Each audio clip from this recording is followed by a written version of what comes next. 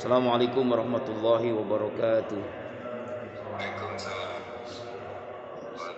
Subhanallah wa bihamdihi subhanallahil azim adada khalqihi wa ridha nafsihi wa zinata arsy wa midada kalimatihi. Asyhadu an la ilaha illallah wa la syarika lahu wa asyhadu anna sayyidina Muhammadan abduhu wa rasuluhu la nabiyya ba'dah.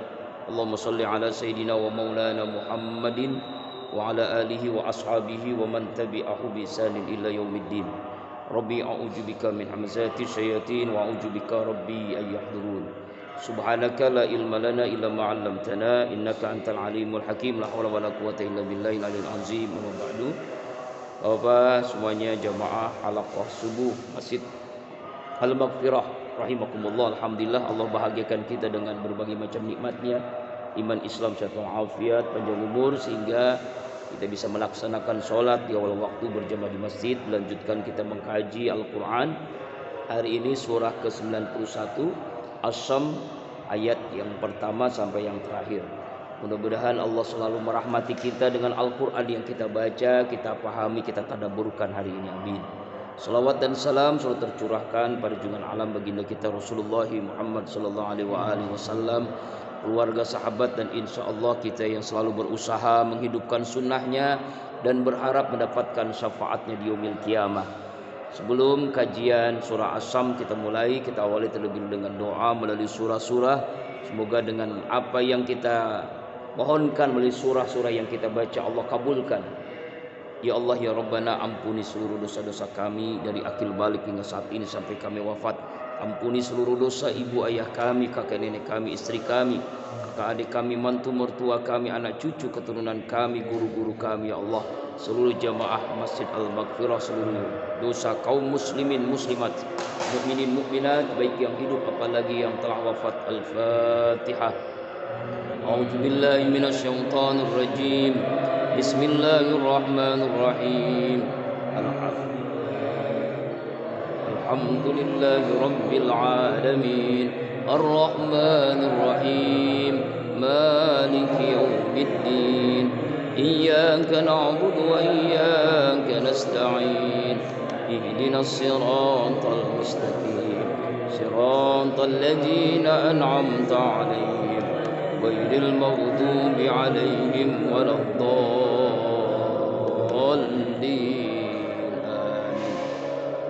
Ya Allah, kuatkan akidah kami, mantapkan iman kami, murnikan tauhid kami dari syirik, dari bid'ah, khurafat, riya, sum'ah, ujub, takabur, sombong.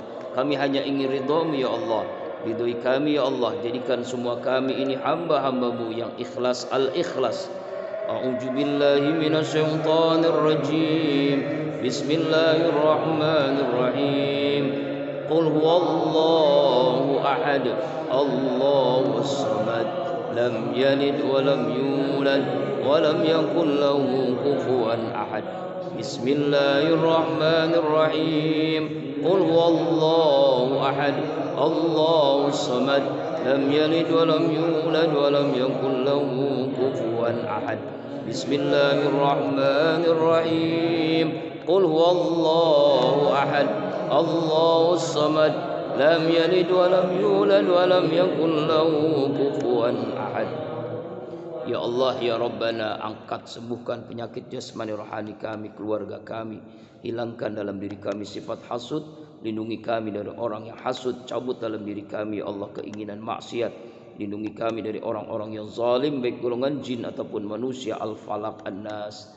A'udzubillahi minasyaitonir rajim. Bismillahirrahmanirrahim. Qul a'udzu birabbil falaq min syarri ma khalaq wa min syarri ghasikin idza waqab wa min syarri naffasati fil 'uqad wa min syarri hasidin idza hasad.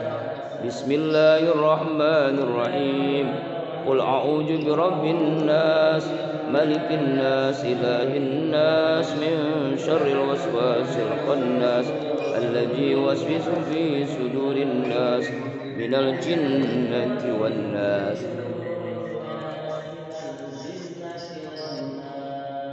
Ya Allah ya Rabbana, jaga kami, lindungi kami, selamatkan kami dunia akhirat.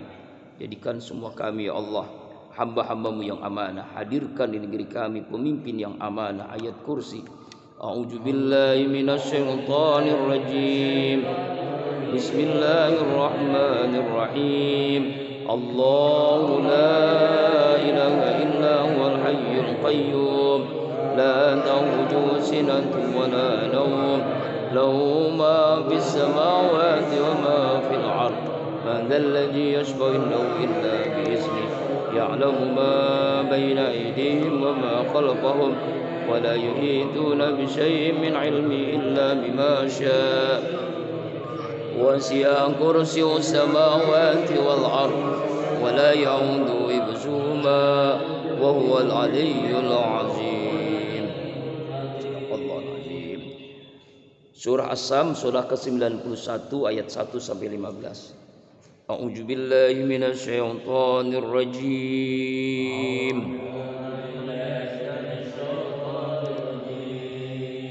Bismillahirrahmanirrahim.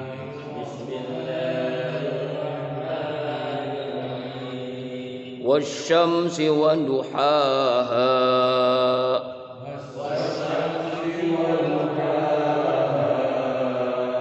Wal qamari idza talaha.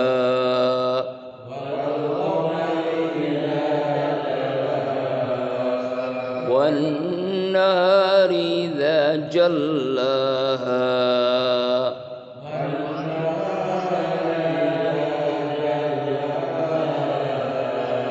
والليل إذا يغشاها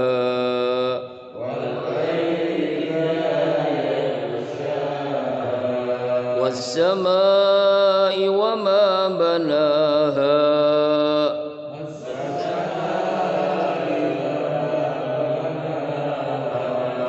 والأرض وما طحاها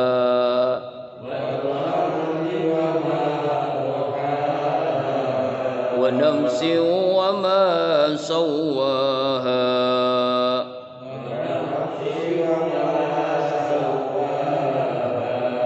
فألهمها فجورها وتقواها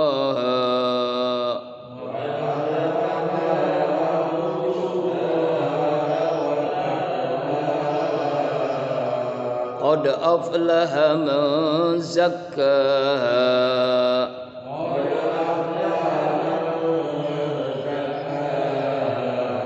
وقد خاب من دساها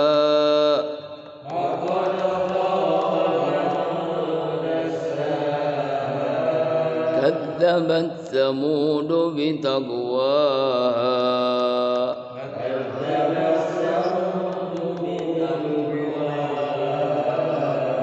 إذ انبعث أشقاها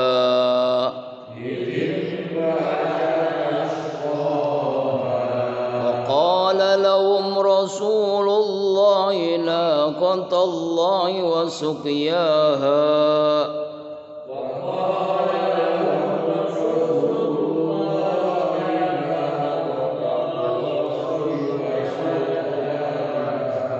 فكذبوا فعقروها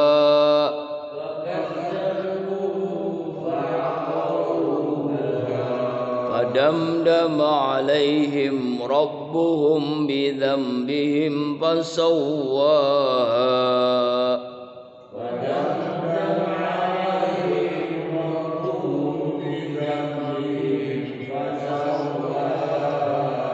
ولا يخاف عقباها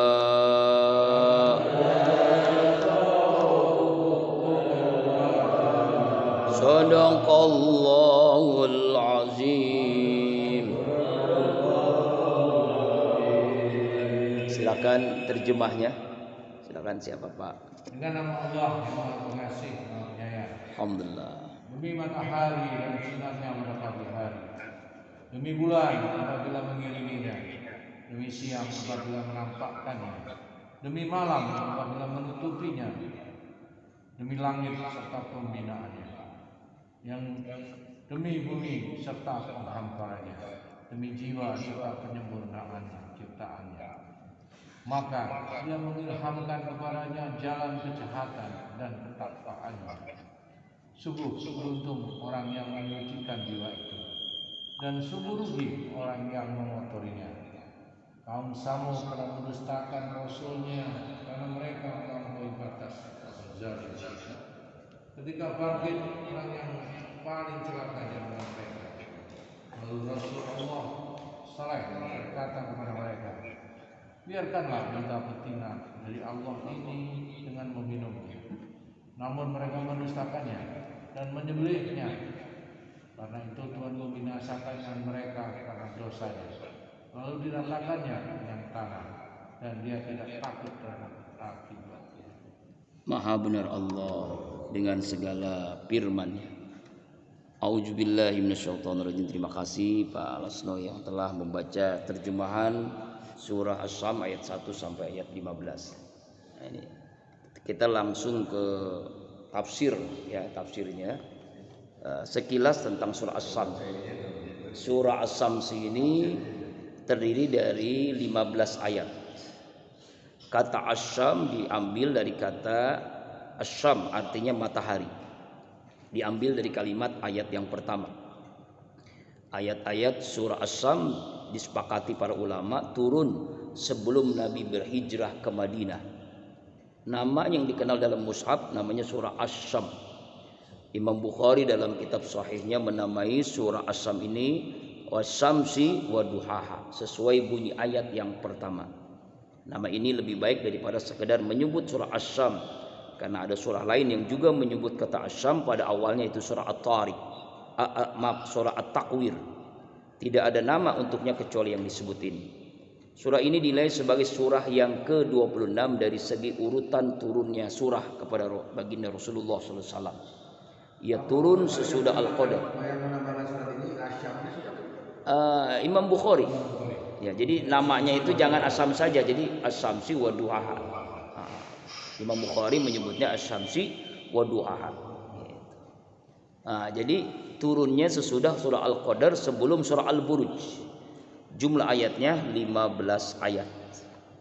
Asbabun nuzul atau sebab-sebab turunnya surah Asy-Syam ini yaitu berkaitan dengan tujuan utama surah ini, yaitu adanya anjuran untuk melakukan berbagai macam kebaikan dan menghindari segala macam keburukan. Hal ini ditekankan dengan banyaknya sumpah yang menyebut sekian macam hal agar manusia memperhatikan guna mencapai tujuan tersebut. Sebab jika tidak mereka terancam mengalami bencana sebagai yang pernah dialami oleh generasi sebelumnya, seperti yang terjadi pembangkangan kaum Samud yang menyembelih unta yang mereka minta supaya keluar dari batu. Padahal Nabi Saleh alaihissalam berpesan agar mereka menjaga unta itu dan memberikan minum, tapi disembelih untuk unta. Ini pembangkangan kaum Samud, maka dijelaskan dalam surah Asy-Syam ini. Ayat yang pertama, A'udzubillahi minasyaitonirrajim. Aku berlindung pada Allah dari godaan syaitan yang terkutuk. Bismillahirrahmanirrahim. Dengan nama Allah yang Maha Pengasih lagi Penyayang. Wasyamsi waduhaha. Demi matahari dan cahayanya yang ada di pagi hari. Jadi Allah bersumpah dengan matahari, dengan cahayanya ketika terbitnya, yaitu di pagi hari kan, di waktu duha. Makanya kata sumpah ini Allah bersumpah dengan ciptaannya. Jadi Allah bersumpah dengan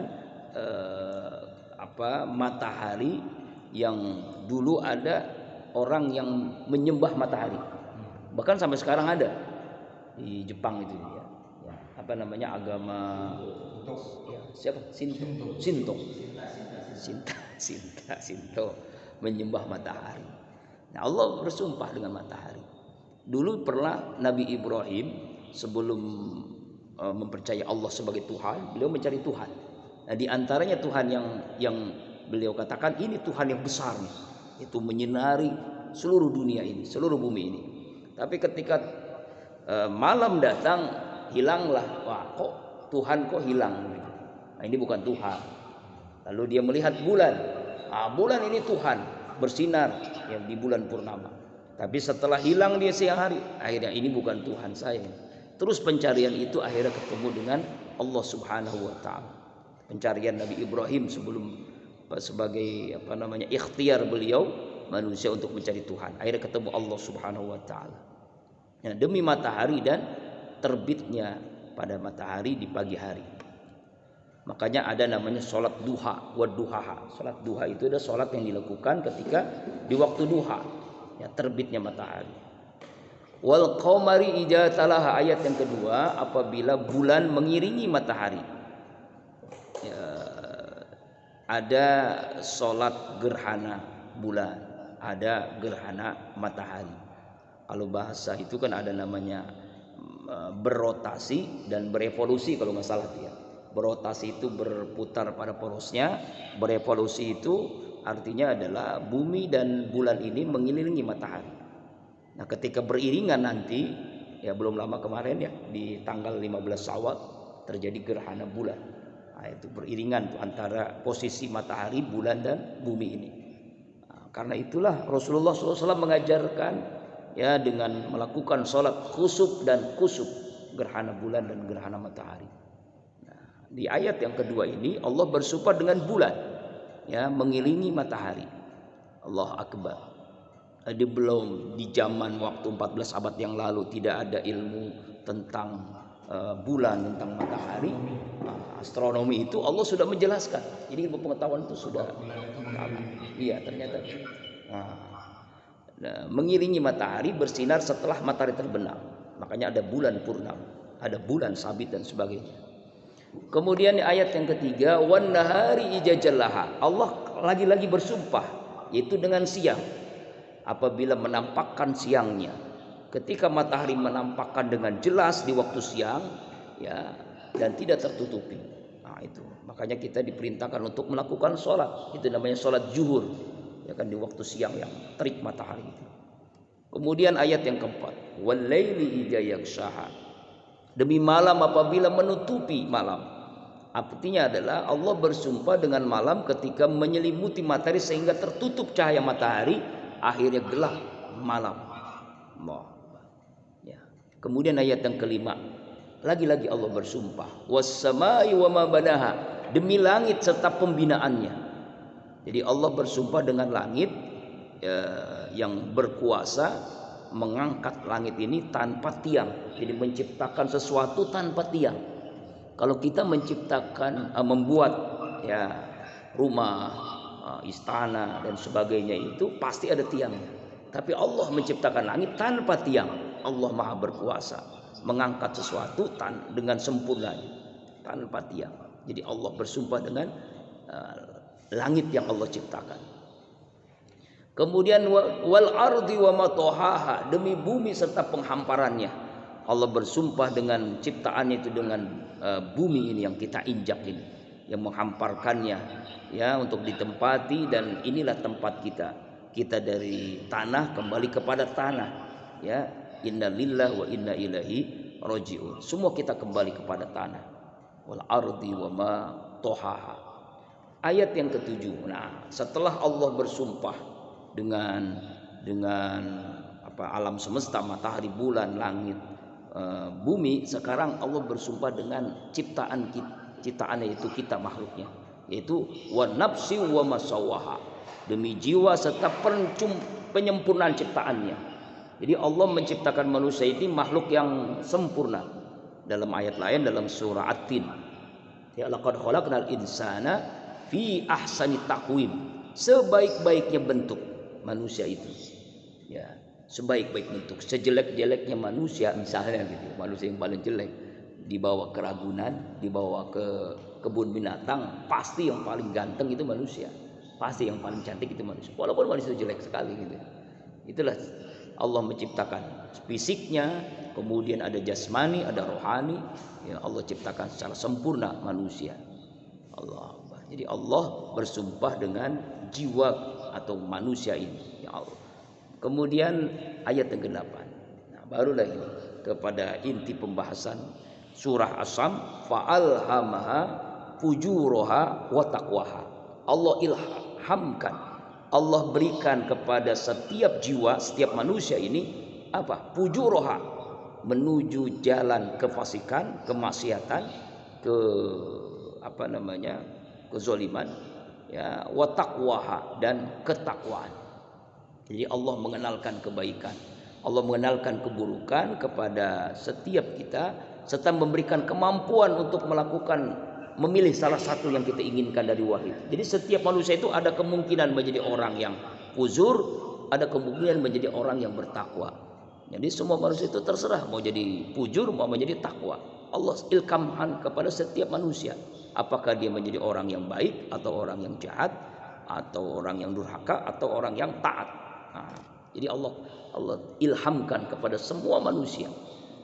Ada kemungkinan kita menjadi orang baik, ada kemungkinan kita menjadi orang yang jahat. Nauzubillahi min dzalik. Makanya di ayat ke-9, qad aflaha man zakkaha. Sungguh beruntung, sukses orang yang selalu membersihkan jiwanya, membersihkan hatinya. Nah, inilah, jadi setiap manusia ini Allah ilhamkan sifat buruk, sifat baik. Tapi orang yang beruntung itu orang yang selalu mensucikan hatinya, mensucikan jiwanya, mensucikan dirinya untuk selalu taat kepada Allah. Ya, dalam surah lain Allah berfirman, a'udzubillahi minasyaitonirrajim, surah Asy-Syu'ara ayat 8-9 saya.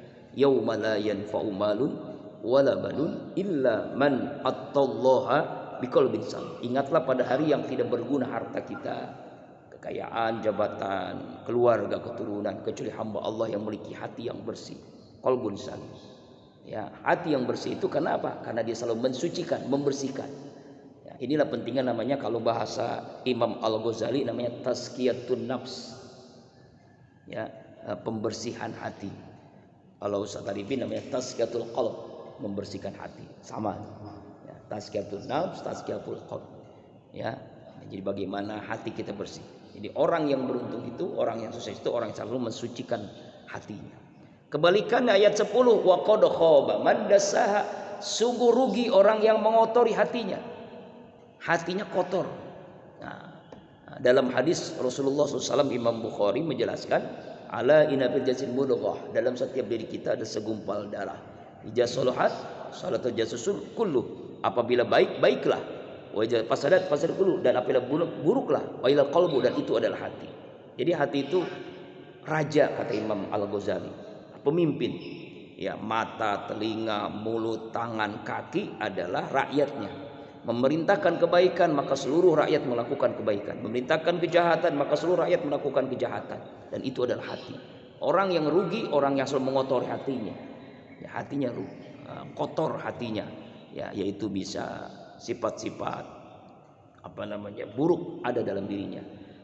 Bisa ghibah, bisa fitnah, sombong, hasud, iri hati, dengki, ya, kemudian sifat-sifat buruk lainnya, ya, berkeluh kesah dalam hidup. Itu karena dia kotori hatinya, rugi, ya, di dunia dan di akhirat. Kadzabat samudu, nah ini tentang kaum Samud. Ya, kadzabat samudu bitaqwaha. Kaum Samud telah mendustakan dan bitaqwaha, karena mereka melampaui batas. Di antaranya adalah mendustakan Nabi. Ya, enggak percaya kepada Nabi Saleh alaihissalam dengan sifat sombongnya, sifat angkuhnya. Ya, mereka menyembelih onta. Ya, karena waktu itu dapat amanah dari Nabi Saleh alaihissalam, onta ini dipelihara, disembelih, dimakan. Nah, inilah mereka mendustakan. Artinya tidak amanah, mendustakan apa yang disampaikan oleh Nabi Saleh alaihissalam, kaum Samud. Idzim ba'asa asqaha, ketika bangkit orang yang paling celaka di antara mereka. Ya, ketika nanti kita semua dibangkitkan, ya, setelah kita terjadi kiamat, kemudian selesai kiamat, ya, lalu Allah tiup sangkakala yang kedua, dibangkitkan di padang mahsyar. Nah, Allah akbar. Gimana? Kaum Samud. Nah, ya nantangin. Iya. Malah disembelih. Sulu pihak malah disembelih. Nantang. mendustakan karena sombong, karena angkuh, sombong. Ya memang begitu. Kaum Samud ini kaum yang sombong. Sama seperti Firaun itu kan juga sombong. Ya. Faqala, ini dalam hadis ya. Ini apa namanya? Faqala lahum Rasulullah naqatallahi suqyaha. Rasulullah sallallahu alaihi wasallam. Masa Rasulullah ini adalah Nabi Saleh alaihissalam yang berkata kepada kaum Samud, ya, naqatallahi wasuqyaha, biarkan onta ini dan berikan minumannya. Jadi jangan disembelih. Lalu apa yang terjadi? Kaum Samud ini mendustakan. Jadi jangan kalian larang onta itu untuk minum pada para itu. Mereka melarang. Fakazzabu fa'aqaruha, lalu mereka mendustakannya. Jadi kaum Samud ini mendustakan apa yang disampaikan oleh Nabi Saleh alaihissalam. Fa'aqaruha, lalu mereka menyembelih onta itu. Fadamdama alaihim rabbuhum bidzam fasawwaha, maka Allah Tuhan mereka membinasakan mereka disebabkan dosa-dosa mereka, lalu Allah menyamaratakan mereka dengan tanah. Jadi artinya Allah menghukum mereka dengan azab yang sangat pedih di dunia, apalagi nanti di akhirat. Ya di antara dengan tanah ini menjadi rata, semuanya mati, semuanya kaum Samud. Wala yakhafu uqbaha, dan Allah tidak takut terhadap akibat tindakan itu. Artinya Allah tidak akan khawatir terhadap apa yang dilakukannya kepada kaum Samud, karena mereka setimpal balasan mereka mendustakan kaum Nabi Saleh alaihissalam. Jadi bukan hanya, sebenarnya intinya sih bukan hanya sekedar itu ya, itu mah hanya ujian dari Nabi Saleh. Sebenarnya mereka tidak menyembah Allah, mereka durhaka, mereka maksiat. Ya, ujung-ujungnya adalah diantaranya adalah amanah yang diberikan Nabi Saleh ini bahkan disembelih, ya, yaitu onta betina. Ini diantaranya. Wallahu a'lam bishawab. Ini sekedar tafsir ringkas saja. Kita buka session tanya jawab atau tambahan dari semua jamaah, dari bapak-bapak. Jadi palasno tambahan dari tentang kandungan surah As-Samud. Yang di rumah silakan. Wallahu a'lam bishawab. Iya silakan. Dunia manusia kan Pak, kalau bersumpah itu selalu berhadap di depan seseorang atau di suatu forum gitu. Saya bersumpah gitu. Iya. Allah tuh kenapa harus bersumpah Pak? Di depan siapa? Gitu. Ini jalan pikiran manusia ya. Saya sebagai manusia loh. Iya. Nah kepada siapa? Ada sesuatu yang lebih besar atau gimana? Kalau Allah nggak perlu bersumpah-sumpah, ngapain dia bersumpah gitu? Iya. Jadi pertanyaannya, kenapa Allah bersumpah? Gitu, ya. Begini. Kan ada hukumannya kalau bersumpah, dia berhukum. Yeah. Kalau saya melanggar ini, saya bersumpah, saya digantung di mana gitu. Iya. Allah kan nggak perlu. Iya betul. Itu kan menurut kita. Nah, kini jawabannya sama dengan ayat. Kenapa Allah menggunakan kata nahnu? Rusak ini, bukan rusak sebenarnya. Copot-copot aja. Kenapa Allah menggunakan kata nahnu? Nah, ini di jawaban nanti terjawab.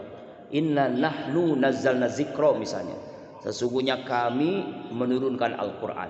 Wa inna lahu lahafizun, dan kamilah yang menjaganya. Kenapa Allah tidak menggunakan kata aku, tapi menggunakan dalam ayat lain ada kata aku. Kami itu kan banyak, berarti Allah itu banyak. Nah, itu menurut kita. Padahal bukan itu maksudnya. Inilah pentingnya tafsir.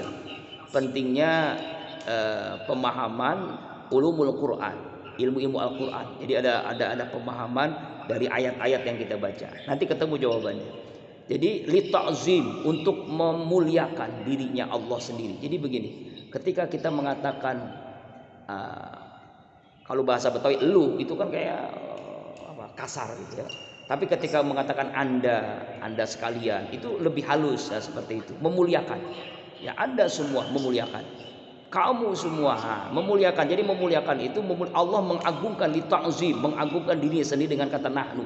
Jadi bukan banyak, tapi Allah mengagungkan dirinya. Allah sangat mulia. Orang-orang Arab biasanya mengatakan antum, kalian semua, itu bukan karena banyak orang, tapi satu, tapi karena memuliakan, mengagungkan, memuliakan seseorang. Seperti itu juga Allah bersumpah. Allah bersumpah dengan makhluknya. Allah yang menciptakan makhluknya. Tapi Allah bersumpah. Disumpah di sini bukan maksud sama dengan kita bersumpah dengan Dan kita nggak boleh bersumpah dengan makhluknya. Artinya dalam pengertian kita bersumpah dalam pengertian hadis Rasulullah Shallallahu Alaihi Wasallam. Jadi kita manusia makhluknya ini ketika bersumpah itu tidak boleh menggunakan makhluk, harus menggunakan Allah. Misalnya kita bersumpah nggak boleh demi Rasulullah, itu nggak boleh. Yang benar adalah demi Allah. Karena ada yang mengatakan demi Allah, demi Rasulullah, nggak boleh. Yang benar demi Allah. Ya, kita bersumpah. Misalnya seorang pejabat bersumpah demi Allah, saya akan, nah itu bisa. Saya akan menjadi seorang presiden, anggota DPR, menteri, wali kota dan sebagainya demi Allah. Tidak boleh bersumpah dengan demi makhluk Allah. Begitu. Tapi ketika Allah bersumpah dengan demi makhluknya, ini bagian daripada ciptaannya. Ya, ciptaan Allah. Jadi Allah menciptakan makhluknya dan dia bersumpah dengan di makhluknya. Itu adalah hak prerogatif Allah, silakan. Dan bukan merendahkan Allah, justru keagungan Allah karena Allah menciptakan makhluknya. Itu diantaranya pemahaman. Manusia juga bisa bersumpah terhadap dirinya sendiri. Nggak bisa, nggak boleh. Kalau dia bersumpah nggak boleh. Harus bersumpah dengan kalimat Tuhan demi Allah. Kalau saya bersumpah bahwa besok saya tidak akan berhalangan. Tapi bersumpahnya dengan demi siapa? Kan demi kan. Kepada saya sendiri. Oh, itu bukan nggak bisa sumpah, itu janji namanya. Itu kalau sumpah harus kalimat Allah. Allah apa dalam? Kalau bersumpah juga Allah bersumpah kepada Allah sendiri. Ya itu boleh, silakan.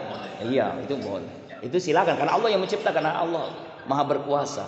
Allah Maha Agung, keagungan Allah tidak merendahkan ketika dia bersumpah dengan makhluknya. Begitu. Oh, Bang Bardan pulang, ini udah bagus ya. Udah bisa lagi. Oh gitu. Jadi nggak perlu terlalu tinggi berarti ya. Oh, ya. Oh begitu. Gimana Pak? Nggak boleh. Jadi kalau kita manusia diperintahkan Rasulullah kalau bersumpah itu harus dengan kalimat demi Allah. Wallahi. Nah itu. Nah, begitu. Kalau Pak Mardhani bersumpah nggak demi apa? Demi apa? Dicurigai sama itu. Saya bersumpah demi istri.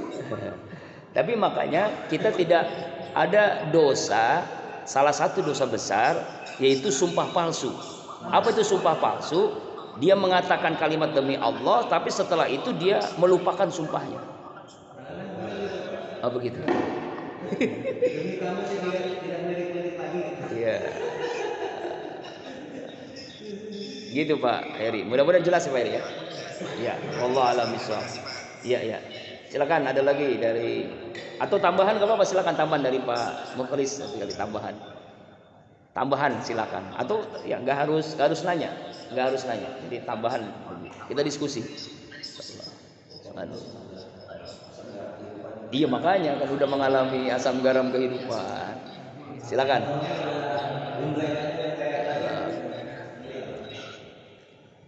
Silakan.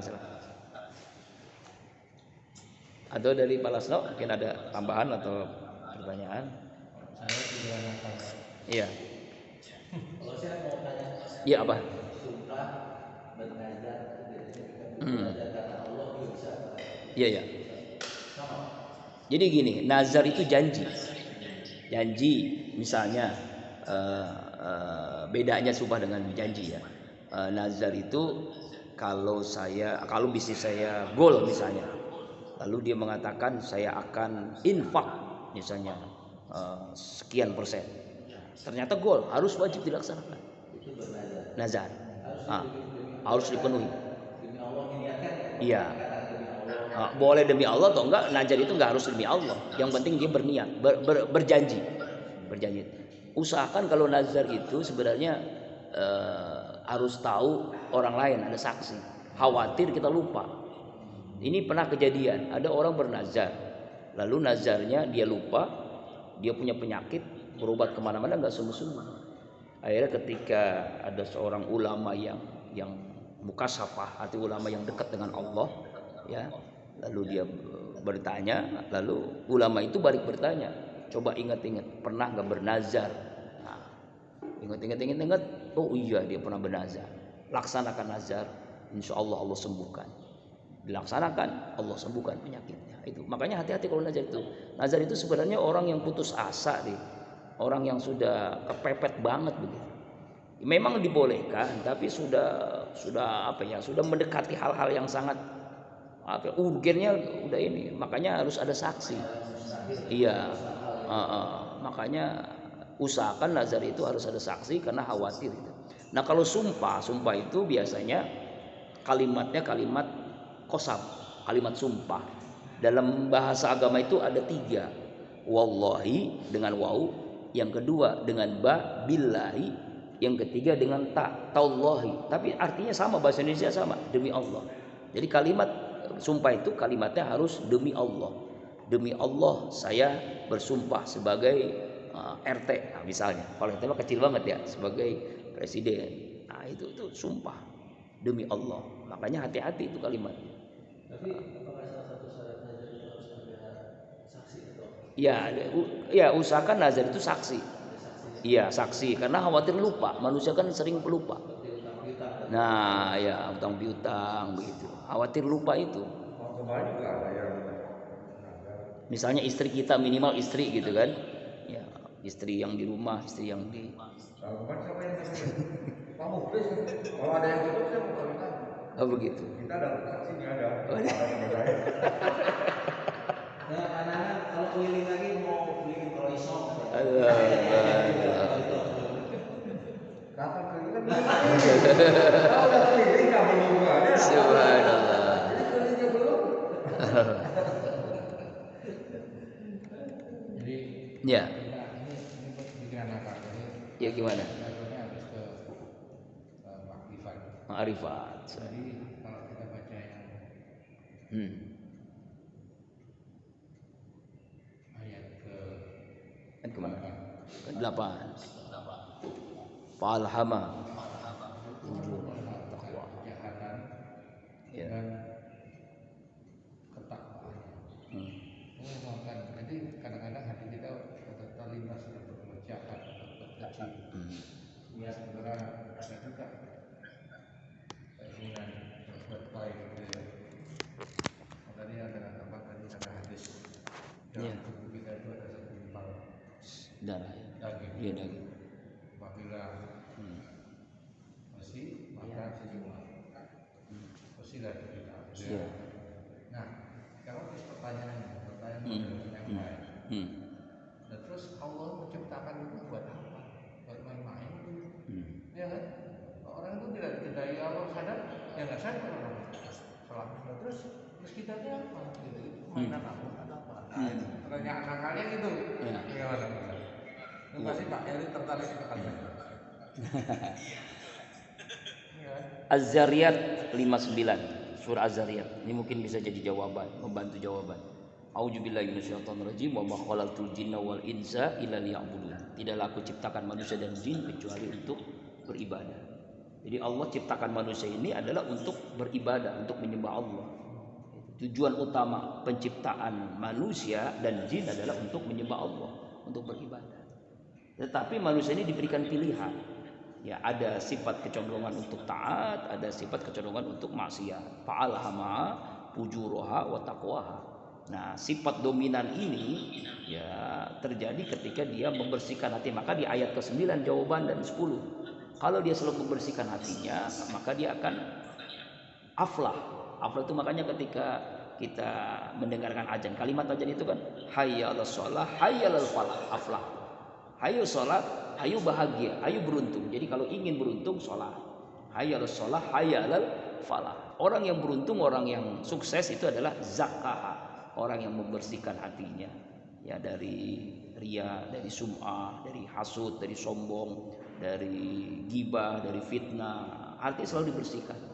Ya, dibersihkan. Tadi sebagaimana hadis kan, ya, ala inna fil jasad mudghah, segala gumpal darah daging apabila baik baiklah, apabila rusaknya. Ini sering disampaikan oleh Agim dengan MQ-nya, manajemen kolbu. Sebenarnya itu dari Ihya Ulumuddin Imam Al-Ghazali, cuma dengan bahasa menyederhanakan dengan kalimat manajemen. Mengelola hati, ya, bagaimana mengelola hati, memanage hati kan beliau begitu kan bahasa. Ya, kalau kitab aslinya adalah tazkiyatun nafs, membersihkan hati. Bagaimana hati kita bersih? Ya, bersih itu dengan berbagai cara, diantaranya dengan kesungguhan dalam ibadah. Karena dengan sungguh-sungguh ibadah itu akan melahirkan hati yang bersih. Ya, dalam surah Al-Ankabut 69, a'udzubillahi minasyaitonirrajim, walladzina jahadu fina lanahdiyannahum subulana wa innallaha la'amal muhsin. Orang-orang yang bersungguh-sungguh, maka Allah akan memberikan hati yang bersih, sungguh-sungguh dalam ibadah, kesungguhan dalam ibadah. Dulu pernah kita bahas kalau nggak salah tentang tazkiyatul qalb ya. Mudah-mudahan masih ada. Tazkiyatun nafs, tazkiyatul qalb ya. Jadi bagaimana kita membersihkan hati. Esensinya. Gimana? Kita mau mempersucikan hati kita.